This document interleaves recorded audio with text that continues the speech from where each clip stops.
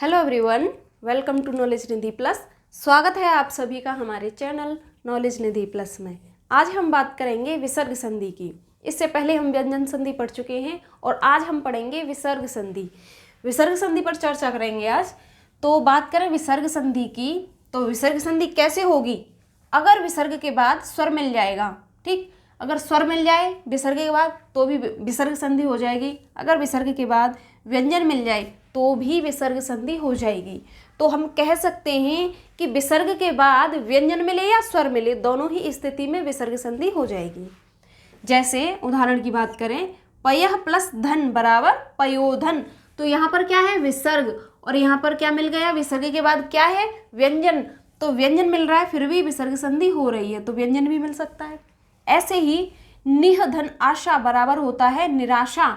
तो ये विसर्ग है, इसके बाद क्या है? स्वर है, तो स्वर भी मिल सकता है। ऐसे ही तो क्या हो जाएगा? निह धन आशा बराबर निराशा।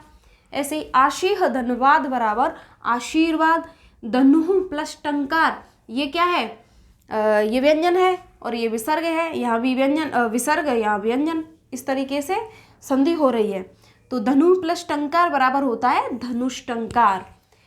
तो हम कह सकते हैं कि विसर्ग से पहले, विसर्ग के बाद स्वर मिले या व्यंजन मिले तो विसर्ग संधि हो जाएगी। लेकिन मैंने लिखा है यहाँ पर, विसर्ग से पहले हमेशा क्या मिलेगा? हमेशा स्वर पाया जाएगा। स्वर के बाद विसर्ग लगाएंगे और फिर विसर्ग के बाद स्वर भी मिल सकता है, व्यंजन भी मिल सकता है। तो ये बात समझ में आई होगी कि विसर्ग से पहले हमेशा क्या पाया जाएगा? स्वर पाया जाएगा। तो अब बात करेंगे इससे संबंधित विसर्ग संधि में कुछ नियम पढ़ेंगे। जैसे सा संबंधी नियम पढ़ेंगे, जो हमारे तीनों सा हैं, तालु, मूर्धन्य और दंत वाला सा, इनसे संबंधित कुछ नियम है, उनके बारे में जानेंगे। रा संबंधी नियम पढ़ेंगे, ओ संबंधी नियम पढ़ेंगे। जैसे मैंने अभी लिखा है, पयः प्लस धन बराबर हो गया पयोधन। तो ये विसर्ग किस में बदला है? ओ में बदला, मतलब ओ की मात्रा लग गई इसमें। तो ये कैसे बदला है? निह प्लस आशा में ये विसर्ग क्या हो गया है? ये रा में बदल गया है। तो ये रा में कैसे बदला? आशीह धनवाद बराबर आशीर्वाद। तो यहाँ भी रा में बदल गया, कैसे बदला ये सब जानेंगे। ऐसे ही यहाँ पर धनु प्लस टंकार बराबर विसर्ग किस में चला गया? सा में चेंज हो गया। तो इस तरीके से हम विसर्ग संधि से संबंधित कुछ नियम पढ़ेंगे, उनसे हम जानेंगे कि ये विसर्ग कैसे बदल रहे हैं, सा में, रा में, ओ में, इस तरीके से। तो चलिए बात करते हैं सा संबंधी नियम की। अगर बात करें सा संबंधी नियम की, ये तालु वाला सा है, इससे संबंधित नियम क्या कहता है कि विसर्ग होगा, क्या होगा? विसर्ग। इसके बाद, विसर्ग के बाद क्या आ जाए? चा आ जाए, छ आ जाए या फिर श आ जाए, तो क्या हो जाएगा? विसर्ग किस में बदल जाएगा? श में बदल जाएगा, ठीक। तो विसर्ग के बाद चा आना चाहिए, छ आना चाहिए, श आना चाहिए, तभी हमारा विसर्ग किस में बदलेगा? श में बदलेगा, यानी तालु वाले श में बदलेगा। जैसे एग्जाम्पल में मैंने लिखा है, निह धन चित बराबर निश्चिंत। तो देखिए विसर्ग है, यहाँ पर विसर्ग के बाद क्या आ गया? चा आ गया, तो चा आना चाहिए। तो क्या हुआ? निश्चिंत हो गया, ये सा में बदल गया विसर्ग, ठीक। इस तरीके से बदल जाएगा। ऐसे ही निह धन चिंत बराबर हो गया निश्चिंत। तो विसर्ग के बाद यहाँ भी चा आया, तो चा जब चा आ गया विसर्ग के बाद, तो विसर्ग किस में चेंज हो गया? शा में चेंज हो गया, यहाँ पर शा है। इसी तरीके से निह धन छल बराबर होता है निश्चल। तो यहाँ पर क्या आ गया? छा, तो छा भी आना चाहिए। ऐसे ही निह धन छल हो गया निश्चल, तो ये किस में बदल गया? विसर्ग श में बदल गया। ऐसे ही दुह धन शासन बराबर हो गया दुशासन। तो सा भी आ गया, विसर्ग के बाद शा भी आना चाहिए, तो भी बदल जाएगा विसर्ग किस में? शा में बदल जाएगा। ऐसे ही दुह धन शासन हो गया दुशासन। ऐसे ही निह धन चल बराबर, निह यहाँ विसर्ग है, यहाँ पर चा है, तो ये बदल जाएगा शा में। निह धन चल बराबर निश्चल। तो ये हो गया हमारा सा संबंधी नियम। इसमें विसर्ग के बाद चा मिलना चाहिए, यानी चा मिल जाए या छा मिल जाए या फिर श मिल जाए, तो विसर्ग चेंज हो जाएगा किस में? श में। ऐसे इसके एग्जाम्पल हो गए। अब बात करेंगे मूर्धन्य सा की। मूर्धन्य संबंधित जो सा है उससे संबंधित नियम की बात करेंगे, ठीक। अब बात करें अगले नियम की, तो अगले नियम में क्या है? जो हमारा मूर्धन्य सा है, इससे संबंधित नियम क्या कहता है कि अगर विसर्ग के बाद क्या आएगा, ये विसर्ग है, ठीक, विसर्ग, मैंने इसका साइन लगाया है। विसर्ग के बाद क्या आए, क आए, ख आए, ट आए, ठ आए, प आए, फ आए। इन वर्णों में से कोई सा भी वर्ण मिले तो क्या विसर्ग किस में चेंज हो जाएगा, विसर्ग बदल जाएगा मूर्धन्य सा में। जैसे उदाहरण की बात करें तो मैंने लिखा है निधन कपट, तो विसर्ग के बाद क्या आ गया, का आ गया, जो कि नियम कहता है, ठीक। तो का आ गया, तो का आया है तो विसर्ग किस में बदल जाएगा, ये मूर्धन्य सा में बदल गया। मैंने हलंत लगाया है, आधे सा में आएगा। तो निधन कपट बराबर हो जाएगा निष्कपट। ऐसे ही धनु प्लस टंकार बराबर हो गया धनुष टंकार। यहाँ पर क्या है, विसर्ग है और यहाँ पर क्या है, टा। टा यहाँ पर दिया है नियम में, ठीक। तो टा आना चाहिए, खा आ जाए, ठ आ जाए, पा आ जाए, फा आ जाए, यानी इन वर्णों में से कोई भी वर्ण मिले तो विसर्ग चेंज हो जाएगा, विसर्ग बदल जाएगा किस में, मूर्धन्य सा में। तो धनु प्लस टंकार बराबर हो गया धनुष टंकार। निधन फल, फा मिल गया, या फा दिया है, ठीक। तो निधन फल बराबर हो गया निष्फल, ये विसर्ग बदल गया मूर्धन्य सा में। निधन ठुर बराबर हो गया निष्ठुर, तो ये विसर्ग है, ये ठा है, यहाँ पर ठा भी दिया है। तो ऐसे करके ये विसर्ग हमारा मूर्धन्य सा में बदल जाएगा। अगर विसर्ग के बाद ये वर्ण मिल जाएं तो विसर्ग को बदल देंगे मूर्धन्य सा में। कुछ उदाहरण है, ऐसे ही आप अपने उदाहरण बना सकते हैं और हम इसी तरीके से पहचान सकते हैं कि विसर्ग संधि हो रही है या फिर ये सा कैसे चेंज हो रहा है, ठीक। अब बात करें तीसरे नियम की, जो हमारा दंत वाला सा है, इस पर बात करेंगे, सा संबंधी नियम की। तो इसमें क्या होगा, विसर्ग के बाद क्या मिले, ता मिले या सा मिले, तो हमारा विसर्ग किस में बदल जाएगा, दंत वाले सा में बदल जाएगा। जैसे उदाहरण में नमः धन ते बराबर हो गया नमस्ते, तो यहाँ पर विसर्ग है और यहाँ पर क्या है, ता है, तो किस में बदल गया, विसर्ग सा में बदल गया। यहाँ पर मैंने हलंत लगाया है तो ये आधा है, इसीलिए यहाँ पर भी आधा लिखा है। ऐसे ही दुह प्लस शासन, यानी यहाँ विसर्ग है और यहाँ पर क्या है, सा है, दंत वाला, तो ये किस में बदल गया, आधे सा में, तो ये हो गया दुस्साहस। दुह प्लस साहस बराबर हो गया दुस्साहस। ऐसे इसका एक अपवाद भी है, जैसे बात करें नमः धनकार, तो यहाँ पर हो रहा है नमस्कार, जबकि विसर्ग के बाद अगर का मिले तो ये विसर्ग किस में बदलेगा, ये विसर्ग बदलेगा आपके इसमें मूर्धन्य सा में बदलेगा। यहाँ पर का दिया, अगर विसर्ग के बाद का आए तो विसर्ग बदल जाएगा मूर्धन्य सा में। लेकिन यहाँ पर नम प्लस कार आया है, का आया है, इस का वर्ण के आने के बावजूद भी ये विसर्ग हमारा किस में बदल रहा है, दंत वाले सा में बदल रहा है, तो ये अपवाद हो जाएगा इसका। तो ये हो गए हमारे सा संबंधी नियम, ठीक। तो तीनों सा संबंधी हमने नियम समझे। अब हम बात करेंगे रा संबंधी नियम की। बात करें अब चौथे नियम की, तो चौथा नियम क्या कहता है, चौथा नियम है हमारा रा संबंधी नियम। तो रा संबंधी नियम में क्या है, अगर विसर्ग से पहले क्या मिल जाए, हमें ई मिल जाए, ह्रस्व ई मिल जाए, दीर्घ ई मिल जाए, या फिर हमें ह्रस्व ऊ मिल जाए, किससे, विसर्ग से पहले।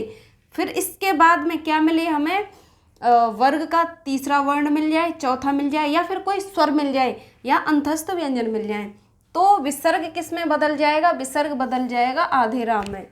जैसे उदाहरण की बात करें तो उदाहरण लिखा है निधन गुण, तो गा क्या है, तीसरा वर्ण है, क ख ग, का वर्ग का तीसरा वर्ण गा है, तो तीसरा वर्ण आना चाहिए।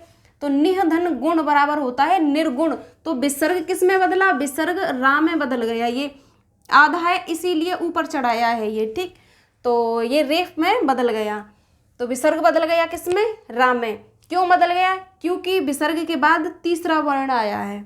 ऐसे ही आशीह धनवाद बराबर हो गया आशीर्वाद, तो यहाँ पर क्या है, दीर्घ ई है, यहाँ पर क्या थी, विसर्ग से पहले कौन सी ई है, ह्रस्व ई है, इसलिए, और यहाँ पर तीसरा वर्ण है तो रा में बदल गया।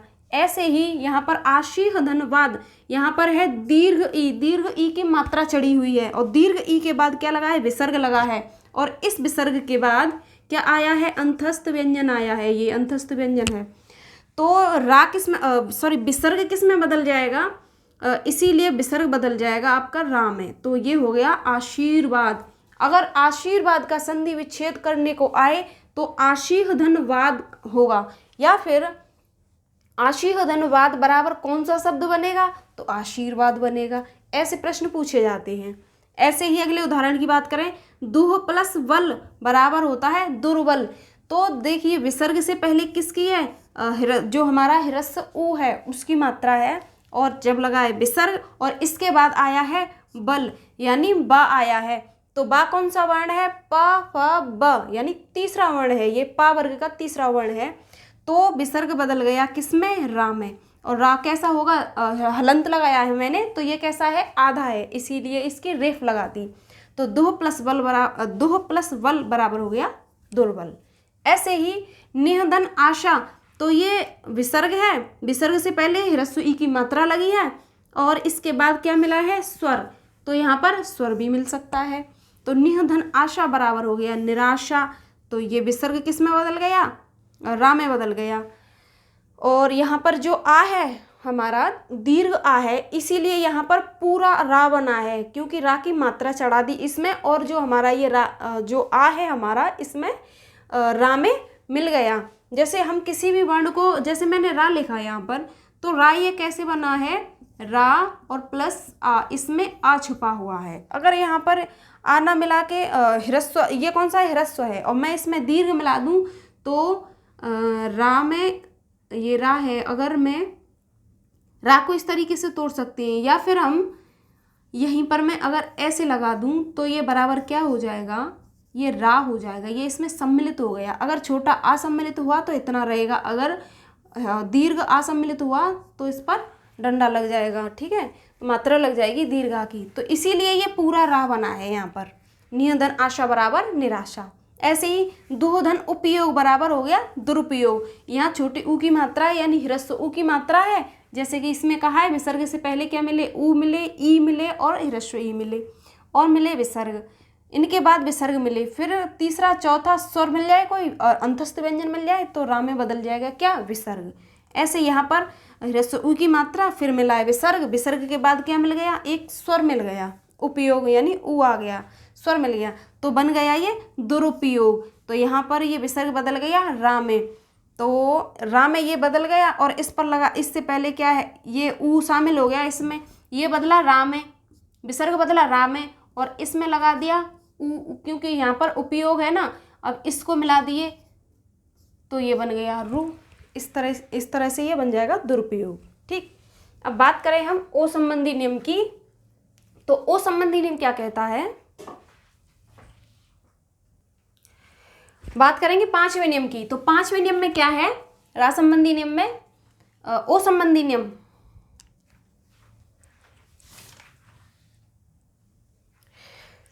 ओ संबंधी नियम पढ़ेंगे। ओ संबंधी नियम कहता है कि अगर विसर्ग से पहले ह्रस्व आ हो और विसर्ग के बाद क्या हो? तीसरा वर्ण मिल जाए, किसी भी वर्ग का तीसरा वर्ण मिल जाए, चौथा मिल जाए, पांचवा मिल जाए, इसके अलावा स्वर मिल सकता है, अंतस्थ व्यंजन मिल सकते हैं और हा मिल सकता है, यानी य, र, ल, वा और हा। अगर ये वर्ण मिलते हैं किसके बाद? विसर्ग के बाद, तो विसर्ग बदल जाता है ओ में। ठीक, जैसे उदाहरण की बात करें तो मनह प्लस हर, हर मतलब हा आ गया विसर्ग के बाद, और विसर्ग से पहले आ आया है, यहाँ पर लिखा है मन, मन लिखा है, तो ये ना पूरा है। अगर मैं ना को ऐसे तोड़ दूं तो इसमें क्या छुपा है? ह्रस्व आ छुपा हुआ है, और ह्रस्व आ के बाद विसर्ग होना चाहिए, जैसे यहाँ पर लिखा है। तो मन ना में क्या है? आ छुपा हुआ है, तभी ये अक्षर कहलाएगा। ठीक, तो मन प्लस हर, और यहाँ मिल गया हा, जैसा कि नियम में लिखा है। तो विसर्ग के बाद हा आएगा, तो ये जो विसर्ग है ये बदल जाएगा ओ में, तो हो जाएगा मनोहर। ऐसे ही पयः प्लस धन बराबर हो गया पयोधन। ये विसर्ग है, विसर्ग के बाद क्या मिला? विसर्ग के बाद मिल गया धा, तो ये क्या है? ता वर्ग का तीसरा वर्ण है, जैसे कि इसमें तीसरा वर्ण होना चाहिए, त थ ध, तो हो गया ये तीसरा वर्ण, तो ये हो जाएगा पयोधन। विसर्ग बदल गया ओ में, ये ओ की मात्रा लग गई इसमें ओ की मात्रा आ रही है सब में। ऐसे ही तपह प्लस बल, तो ये क्या है? प फ ब, पा वर्ग का तीसरा वर्ण है, और ये क्या है? विसर्ग है, और विसर्ग से पहले आ है। मैंने बताया था अगर हलंत नहीं है तो इनमें आ सम्मिलित है, तो आ के बाद विसर्ग, और विसर्ग के बाद तीसरा वर्ण, तो क्या बन गया, तपोवल, विसर्ग बदल गया ओ की मात्रा में। ऐसे ही यश प्लस दा, यहाँ पर आ छुपा हुआ है, विसर्ग लगा है और दा आ गया, तो यहाँ पर दा क्या है, तीसरा वर्ण है, त थ द, ता वर्ग का तीसरा वर्ण हो गया, तो ये हो गया यशोदा। तो यशोदा ये क्या है, जो विसर्ग है ये बदल गया ओ में। ऐसे ही अधः प्लस भाग बराबर अधोभाग, मनः धन अनुकूल बराबर मनोनुकूल। तो इस तरीके से यहाँ पर क्या आ गया, यहाँ स्वर आ गया, तो स्वर भी मिलना जरूरी है।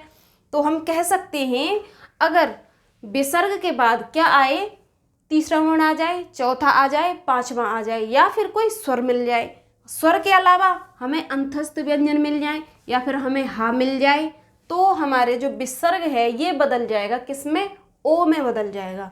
जैसे मैंने इतने उदाहरण दे दिए। तो अब हम बात करेंगे कुछ विसर्ग संधि के अपवाद हैं, या फिर हम इन्हें प्रकृति भाव संधि कह सकते हैं। तो बात करेंगे अब प्रकृति भाव संधि की। विसर्ग संधि में कुछ ऐसे शब्द हैं जिनमें कोई बदलाव नहीं होता, तो हम उसे प्रकृति भाव संधि कह सकते हैं, या फिर हम इन्हें अपवाद के रूप में जान सकते हैं। जैसे कुछ शब्द लिखे हैं मैंने, जैसे यहाँ लिखा है प्रातः धन काल बराबर हो गया प्रातः काल। यहाँ पर विसर्ग भी आ रहा है, का आ रहा है, लेकिन इसमें वो वाला नियम फॉलो नहीं हो रहा है, और यहाँ पर विसर्ग भी लग रहा है, फिर से विसर्ग लग रहा है, इसमें कोई बदलाव नहीं हो रहा है। ऐसे ही निधन शुल्क बराबर कर दिया यहाँ पर निःशुल्क। ऐसे ही दुहधन ख बराबर हो गया दुख, दुख ऐसे ही लिखा जाता है। ऐसे ही अंतः और पुर, अंतः प्लस पुर बराबर कर दिया अंतःपुर। अंतः धन करण बराबर अंतःकरण। तो इनमें क्या है, इनमें विसर्ग को जैसे यहाँ पर लगा है वैसे ही विसर्ग को भी यहाँ पर लिखा गया है, यानी विसर्ग लगाया गया है, विसर्ग को हटाया नहीं गया है। तो हम कह सकते हैं जिसमें कोई बदलाव नहीं होता है, जिन शब्दों में कोई बदलाव नहीं होता है, उसे हम प्रकृति भाव कहते हैं। जैसे दिखते हैं वैसे ही होते हैं, तो इसलिए हम इसे प्रकृति भाव संधि कह सकते हैं, या प्रकृति भाव विसर्ग संधि कह सकते हैं। प्रातः धन काल, यहाँ पर विसर्ग है तो विसर्ग वहाँ भी लगा दिया। निधन शुल्क बराबर निःशुल्क, हिंदी में ऐसे ही लिखे जाते हैं। तो ये हो गई प्रकृति भाव संधि, और हमने आज विसर्ग संधि पूरी पढ़ ली। आज हमारी विसर्ग संधि के साथ ही हमारी संधि टॉपिक है जो समाप्त हो गया। तो हम संधि को पूरी तरह पढ़ चुके हैं।